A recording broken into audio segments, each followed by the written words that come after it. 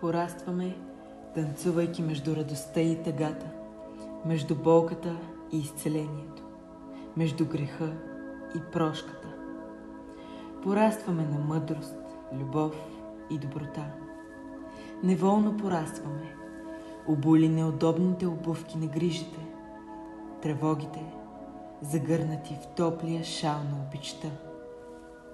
Животът е пъстър като шарена черга, изтъкан е от радости, грижи, оптимизъм, безверие, споделеност и самота.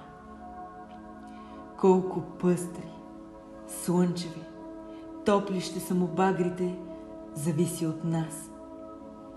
Никога не бързайте да си изтъчете нишките, защото докато бързаме, пропускаме магията на малките, простички и стойностни мигове.